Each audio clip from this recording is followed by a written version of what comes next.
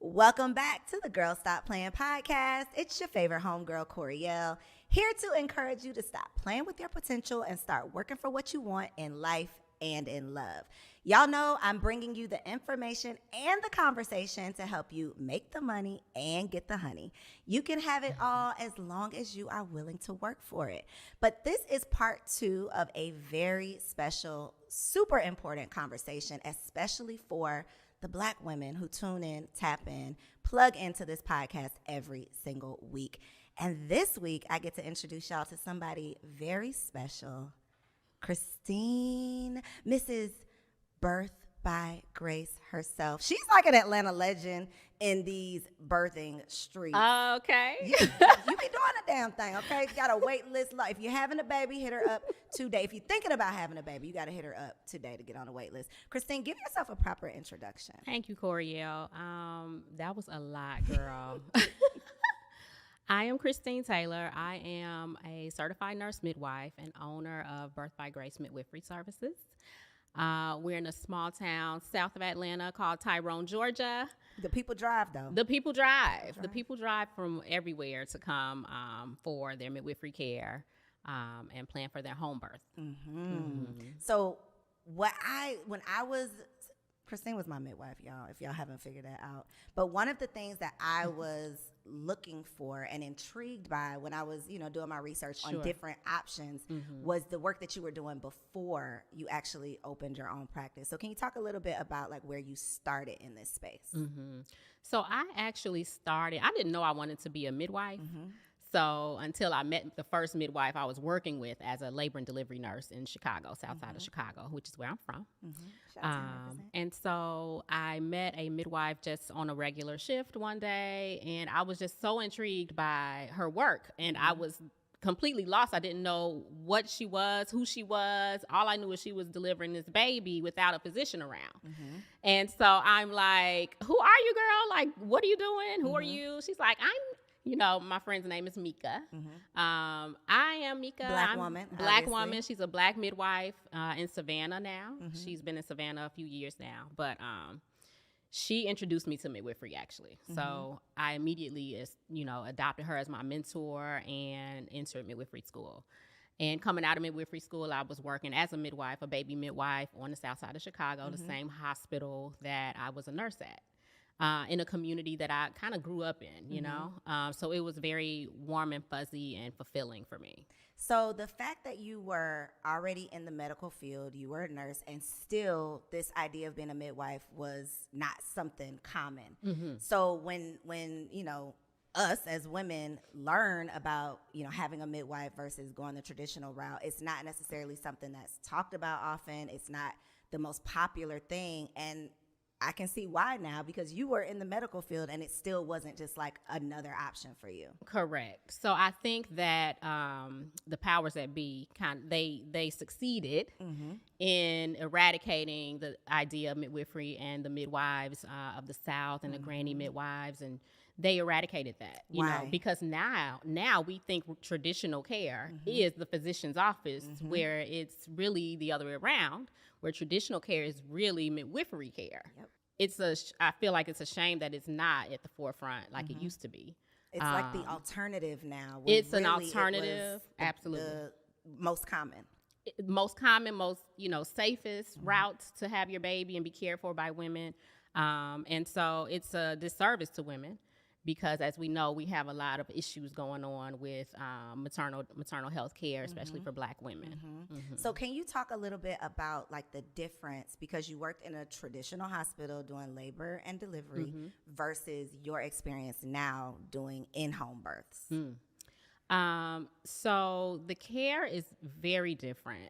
The system that we work in, that the physicians, nurses, the medical system that's in place now, is not designed to offer compassionate, individualized, warm and fuzzy care to women, and you think that it should be, right? This is the most intimate time for a woman and her family.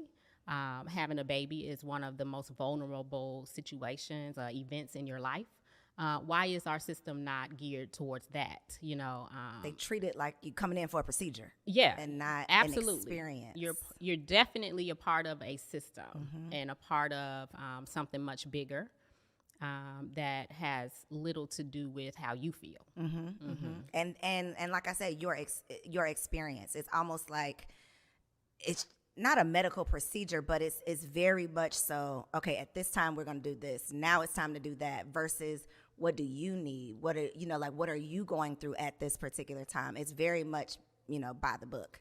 Yeah, absolutely. And I feel that midwifery care does offer that one-on-one conversations. Even how much conversation did you have at the doctor's office, right? Versus when you came to my office, we actually sat down on the couch, took your shoes off, and we really dug into, what we needed to during your care. So midwifery care is definitely something much more different, but very much needed, so that families can feel, cared for as a whole. And feel like you're a part of the your process care. Versus, so my personal experience, and y'all probably ain't gonna tell all my business. That's gonna be a whole nother That's all right. That's gonna be a whole nother episode. But I had the unique experience of having dual care. Yeah. So my husband works for Kaiser. I have Kaiser insurance, thankfully. So I was able to go through Kaiser, went to all my appointments at Kaiser, but then I came and saw you as well. Yeah. And Kaiser isn't like the worst thing ever in the world. It's not necessarily what I had imagined it to be. Sure. In my, if you watch The Business of Giving Birth, it's like, scary. So it wasn't that. But it was definitely very different from what I experienced with you, because the 10 minutes that I had, with the doctor, and it was almost like a dictating conversation versus a partnership conversation where, I was able to express what I wanted versus somebody telling me what I needed. Yes. And that was a very different conversation. Definitely. Why do you think Black women specifically are dealing with so many of the challenges that we are when it comes to the entire birthing process? So when we talk about that, I like to just jog people's memory and take us way back to when our bodies were stolen from Africa, right? Our bodies, the Black woman's body, has never been upheld as anything of value, okay? Our bodies have been mutilated and abused and used as experimentation for different procedures that are happening today in modern medicine, right? So the fact that, we're still dealing with challenges, we know the Black woman is still not regarded, in high regard, her care, her health care, her whole well-being, right? It's not that shocking to me, right? What needs to change is how we approach our own care, because we need to become the defenders, the first line of defense for our own bodies. I don't care who you're going to. Right. You know what I mean? So it's just challenging. There's so many, that's a multifaceted, topic, because there's so many things that are held, that we're up against. What would you say are some of the most common things? Because I feel like, and you can correct me if I'm wrong, I'm seeing a lot of, I was obviously a first-time mom, and I was seeking out, alternative options. But I think that you get a lot of people who are not first-time moms, who have, experienced their first birth in a traditional hospital, and then they like, no, sis, the second time around, I'm at least going to explore different options. So what are some of those challenges or struggles that you're seeing most common with the women that you're serving? When it comes to moms who've had babies already, so they have a point of reference. And they know that whatever they experienced during their first experience, they don't want to experience that again. They know that there's something different, and they seek that intentionally, it's just once you go through something, as a first-time mom, you have no point of reference. Right. So you are doing your best to do the research you need to do to navigate. But it's really hard because you don't know, there's so many different things that can happen in pregnancy, and you don't really know the outcome of your birth, what things are going to do or be for you. But that second, third, fourth time around, it's like, okay. I know what I want now. I know what I want now. What do they say? 20/20 vision is hindsight is 20/20. Yeah, hindsight is 20/20. I know what I don't want. I know what I do want. And then that fear in them breaks down. Yeah. And they have a lot more confidence too. So one thing that we have talked about a couple of times on the show is, we we talk a lot about the struggles of getting pregnant. One thing I realized when I was pregnant was like, getting pregnant is one thing. Staying pregnant is another thing that you just don't really know about or hear about or talk about until you're going through the thing. Yeah. What are some of the, I guess, things that women who are watching this that are maybe planning for pregnancy, what are some of the things that they could be thinking about or doing now to prepare for the best, most healthy pregnancy? I love that question because I think we should have more conversations around planning for your birth, planning your pregnancy so that you can be more prepared as you can be. But it all comes back to like living a healthy lifestyle, and, lowering your stress levels, really addressing your stress levels and getting a manage on that, because we have different stressors. As Black women, our stressors look different from another woman, and so, really trying to get our affairs in order, and seeking your provider as well, right? Seeking who you're going to go see once you do become pregnant. What does your diet look like? Because, we're predisposed. You tired of that conversation, aren't you? We were just talking like that's one thing we don't want to hear. You could tell me to do anything else, but if you tell me to stop eating my favorite food, I'm gonna fight you on it. Exactly. And that's the struggle, so start that struggle before pregnancy so that, once you are pregnant, you will have some sort of different habits to have carry a healthy pregnancy to term, and then your options aren't going to be too limited later. So are you supposed to eat for two? Are you supposed to eat for two? So you're supposed to eat, a few more calories than you would if you weren't pregnant. However, eating in abundance is not the same as eating nutritionally, to get good nutrition in your body. So yeah, that's a myth. Stop playing. Yeah. That was a little jokey joke. Right. So you talk about stressors, and one of the things from the outside looking in, I feel like the work that you do, like Christine, the fact that you are sitting in this chair right now, I told my producer, like, she's on call, her life is on call. I don't know how you do, and your husband, I don't know how do you do that? How do you live? Because I got to give you your flowers. Because it's like you've literally dedicated your life to doing this work. I mean, you have children of your own who I'm sure deal with the challenges of having a mom whose life is always on call. Sure. So how do you navigate that? It is a struggle. And me and my other midwife girlfriends, we always are trying to find the balance with each other in our lives. Right. Is that possible in anything, right? Juggling everything. When I first started, it was about 7 years ago, I opened my practice, and I think I was more focused on like the survival mode sort of deal, because I was a single mom at the time. I worked a job that I quit because I was super busy. And at that moment, it was more like I have to keep moving. So I don't have any time to process, think about it, I have to keep going, right? But over the past, I think the pandemic is when it really hit, like, okay, I'm, doing a lot, and I started to allow the idea of, okay, you might be a little bit overwhelmed.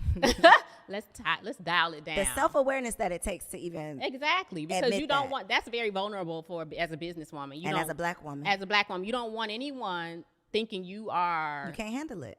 You're weak or you're tired or whatever. And I just started to accept the fact that, okay, things have to evolve into something different. Let me tone down or do whatever I need to do so that I can, maintain a healthy relationship with my husband, my children, my household, myself. So yeah, that's an ongoing struggle, but I am privy to the things I know that I need to do to push through that. So in my mind, it's like you wake up and somebody could be having a baby and you got to go. And it does not matter like what you had to do this morning. Like you got to go. Is that how your life really is? Not really. I think there's a misconception that that's what it looks like every single day. That is what I think. No, ma'am. So what does it really look like? It's like every other day? It seems like you're doing a lot of I swear, home births.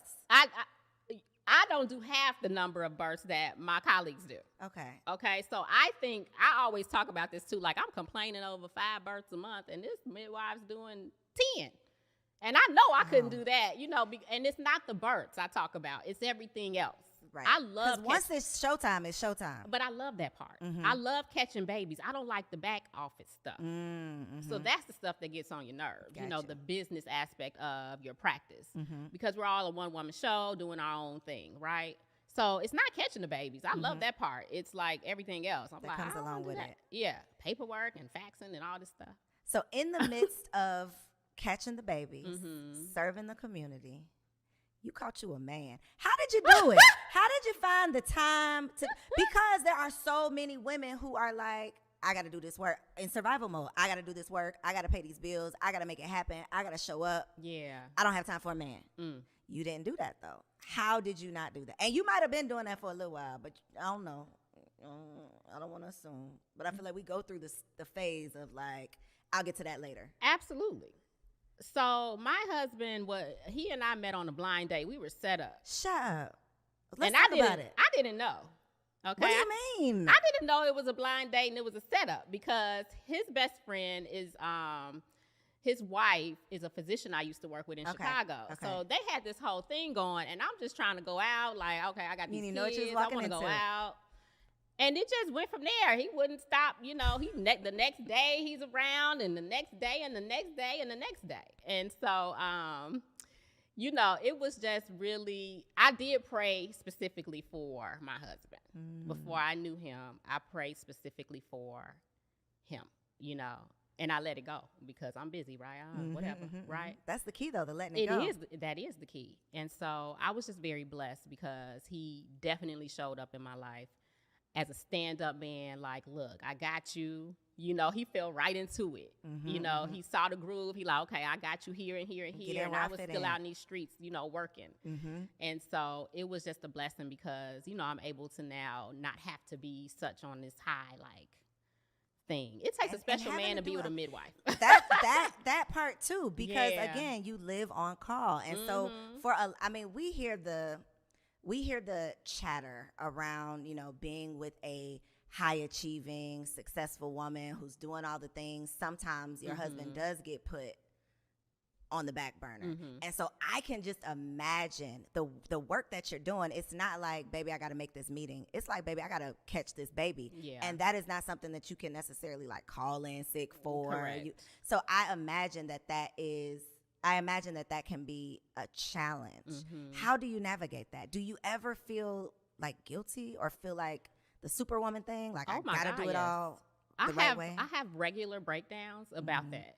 The guilt, the guilt can consume me sometimes. And I always come back to my husband because he's always able to balance that out for me. He listens to me. I'm able to cry and cuss and do all the things I need to do to throw judgment. My fit. You know what I mean? No judgment. And then, because he's definitely holding the household down. Like, definitely. Like, I'm hardly home, I think. He's holding it down more than I am. That's for sure. Because I do have to leave. And I do have to do my duties as a midwife. But I can leave and do that knowing that my house is good.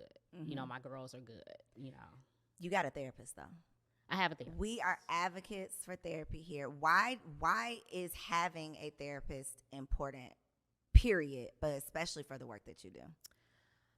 So having a therapist for me, it helps me to just put things into perspective because sometimes we take our blinders off and we feel like we're not doing what other people are doing or I'm not where I should be because I don't know, or I feel like I'm neglecting my children and they're going to grow up and hate me. You know what I mean? All those thoughts and feelings are very real and raw.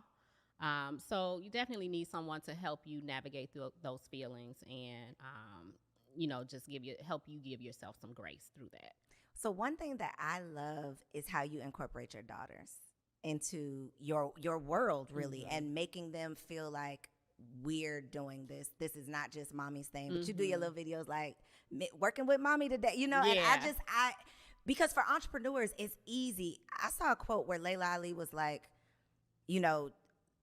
I be misquoting people all the time, so I should stop saying. I should stop saying their quotes. But what she was basically explaining was how the world got this great man, like the world got to see this great man, but she didn't necessarily get that at home because he was out being this great man for the world.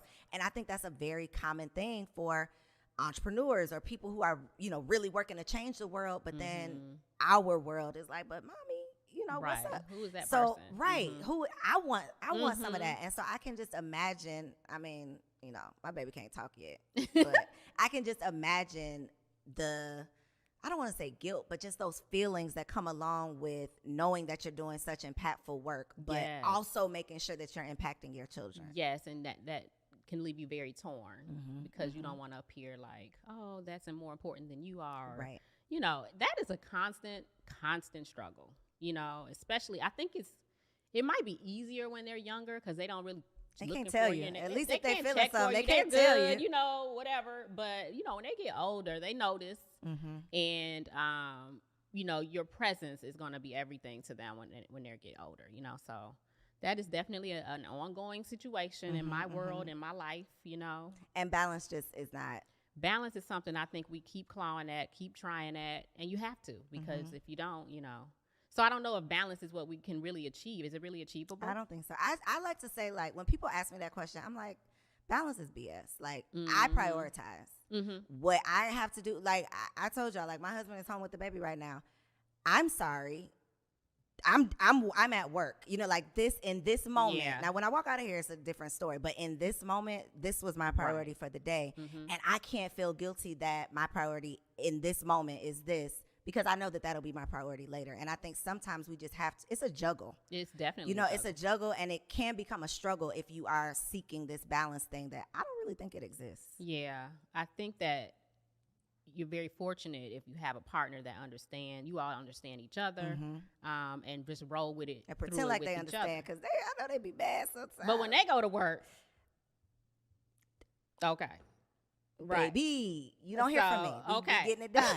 It's getting done. He gonna be like, girl, if you don't stop talking about me, stop talking about me on this show. But those are the conversations, though. I feel like if you don't ever say these things out loud when you're going through it, you feel like you're the worst person in the world. Absolutely. And you're the only one struggling. But it's like, no, these high achieving women that you might, look on Instagram and be inspired by, they're going through the same thing. Absolutely. And that should be more, shown in the forefront as well. Like the struggle behind all your success, because you're not doing it by yourself. At all. It takes a village for you to be where you're at, for us to be where we are. So, what's up?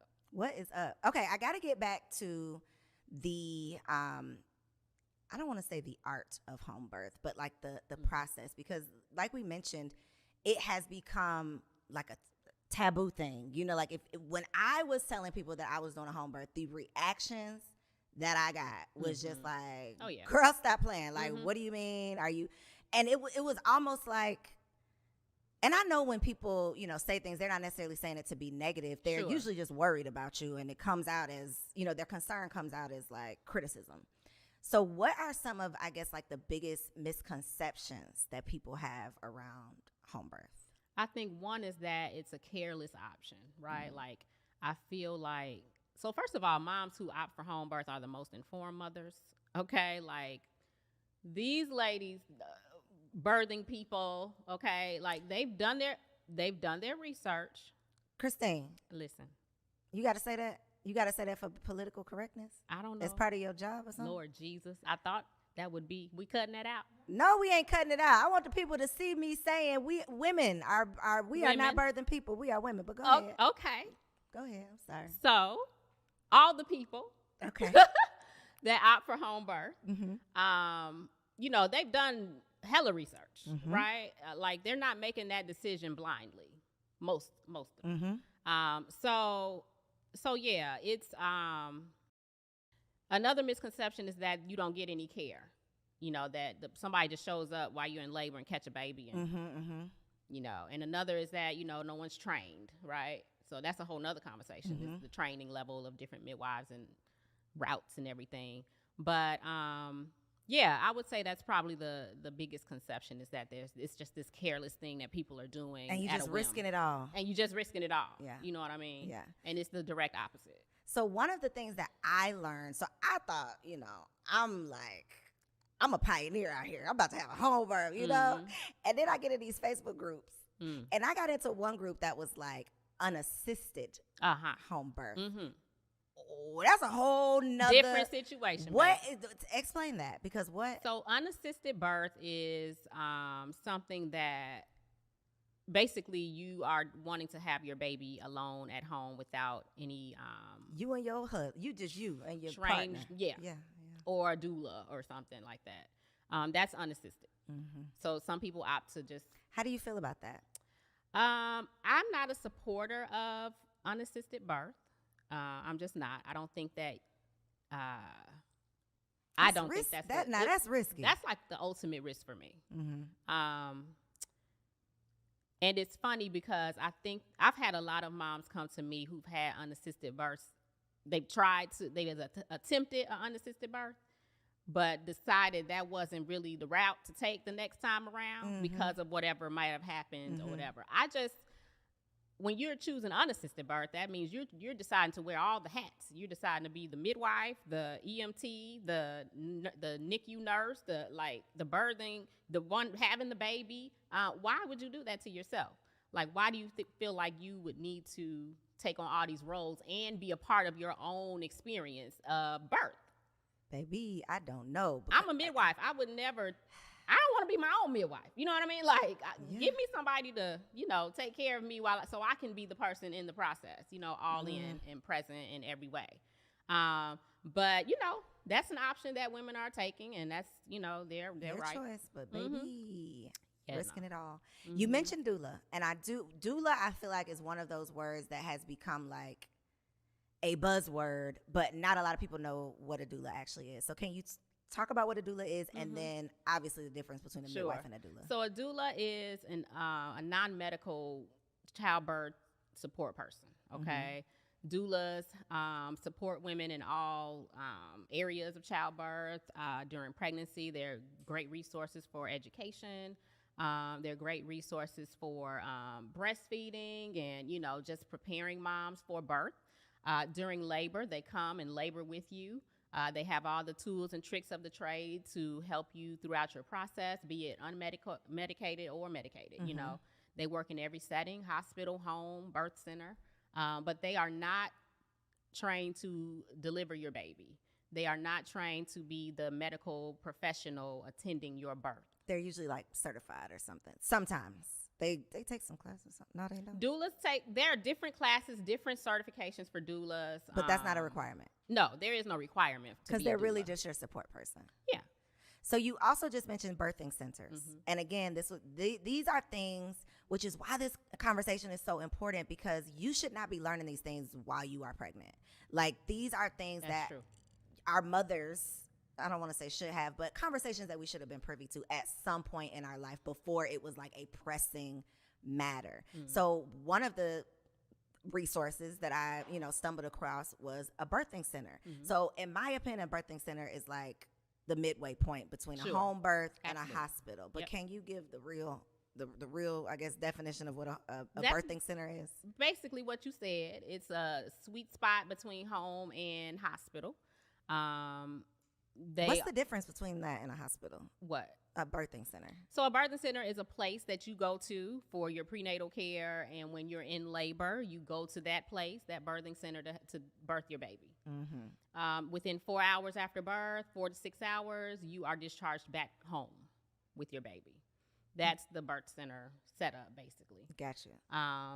Obviously, at home, your birth team comes to you. So you have the luxury of staying at your house when you're in labor, and your midwife and your doula and your whoever you've decided to be a part of your birth comes to your house and supports you and is with you during birth. So I think one of the first questions I asked you was like, what am I supposed to do about the pain? I think that's the first thing that people think about, like a home birth. That means no medication. Yeah. So what she told me was, your doula is going to be your pain medication. And I was like, well, what is that supposed to be? That don't sound too helpful. But what is your answer to that when people, I mean, I know that's your answer, but what is, I guess, another answer that we could offer to the people for like that part of it? Because naturally there's fear around Absolutely. like the actually feeling the birthing process. So what are some of, I guess, the tools or resources that women have available? So that's been taught to us and passed down to us that labor is painful. Labor's painful. Labor's horrible. It's the worst pain you ever feel in your life. You're going to feel like you're dying. That's what we're taught. Okay. And I'm going to just open that up with, I had epidurals with my babies, right? I ordered up my epidural and pinpointed and assigned all my nurses and doctors, right? So because there was no option for that was not a conversation when I was having my babies up in Chicago. But if you are opting or thinking about home birth, the first decision you made is that you're going to have an unmedicated birth. That's the first one, right? So there is no epidural at the house. There is no IV pain medicine at the house. So tools and resources are, that starts with childbirth education. That starts with, a doula, who can help you understand the process of labor and what, you and the midwife and the doula can teach you throughout pregnancy what you're going to expect. Taking some classes and really immersing yourself in what natural birth is and what to expect. You know what I mean? Because I get a lot of moms who go through it and they're like, oh, it wasn't that bad. I mean, people say it's bad, but it wasn't horrible. The other day, I got microblading, and the girl was like, you had a baby. Like, this is not going to. I feel like when people say that, I'm insulted because, girl, I had a baby, but that doesn't mean I don't feel pain anymore. However, what I do feel like was like the worst pain. Like, I feel like my wisdom teeth was worse than birthing my child. So I do agree that a lot of it is like what we've put in our head that's going to dictate how our experience actually goes. Mind over matter. Yeah. But that, listen, I'm going to just say this. All those classes, Christine, I took every class. I could find. I am a person, when I want to know something, when I want to prepare, I'm going to take a class. Yeah. I probably took 10 classes on different parts of the process. That hypnobirthing, baby, none of those techniques work. I'm talking about I had the apps. I was listening to the tracks. I was doing all the things. So you couldn't get deep into your delta? No. I was like, damn that delta. What? They ain't say it was going to be, like that. And so, again, you could take the classes. You could do the things. But it comes down to your experience is going to be different. Your experience is going to be your experience. And I will also say, too, one of the things I feel like that I did during my pregnancy that I did myself a disservice, and you told me, I'm not going to look at you when I say this because you told me not to do this. Well, I'm going to look at you.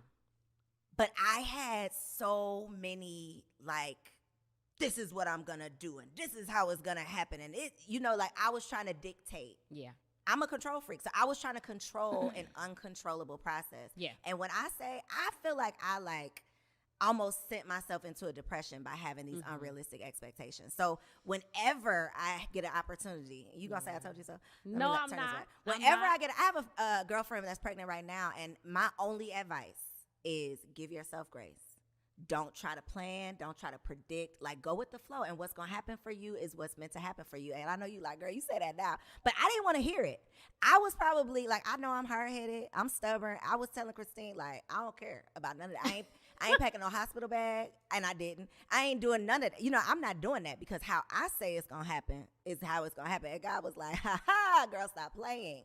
And that really did me a disservice. Hindsight being 2020, that was definitely the biggest the worst thing I just could have done for myself. So I anybody out there who is pregnant, thinking about getting pregnant, trying to get pregnant, any of the things, just giving yourself grace, birth by grace is what I think is my advice. So what would be your advice for someone who's in that space where they're thinking about getting pregnant or preparing for pregnancy? I would co-sign on exactly what you said because I always speak the exact words that you have just spoken.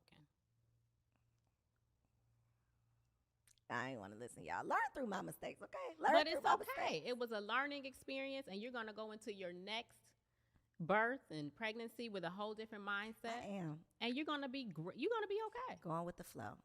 And that's the motto of my business. You got to go with the flow. Because at the end of the day, no one is in control of anything. And I mean nobody. Right. And I thought I was God's girl. I mean, I am God's girl. You are. I am God's girl, but he played me on that one. He did. So, Christine, for the people who might want to get on your wait list, she has a wait list. It's probably already full. But where you doing it like 2024 at this point? I don't know. I'm still in 2023. Still in 2023, y'all. If you just got a man right now, get on the wait list. Okay, if you just thinking about it, get on the wait list. How can they find you on social media and online? So what we're doing that's new at Birth by Grace. It ain't even a wait list? I'm not that popping, girl. Okay, it ain't no wait list. Okay. But we do have services open to moms who are not opting for a home birth, okay? Oh, okay. So that's the new development and a new service that we have. Tell us about it. That is basically if you're pregnant and you have a provider, sometimes you can miss out on some really, great conversations and more information that you would need that would be very, very helpful to you during your pregnancy and to get you prepared for labor and birth at the hospital. You can come to us and we can have regular prenatal visits together in between your regular visits with your provider. We link you with a doula for support, and that doula will be your person to show up with you for support in labor at the hospital. So we just wanted to open our community to every woman who is, regardless of setting, right? So you don't necessarily have to be opting for home birth for that, but we are accepting home birth moms as well. For late 2023. Mid to late 2023. But yeah, that's kind of the new thing going on now that we're offering all moms. And where can they find out more information? www.birthbygracemidwifery.com. And we're on Instagram at Birth by Grace. We're going to have a part 3, 4, and 5. I would love to. Of this conversation.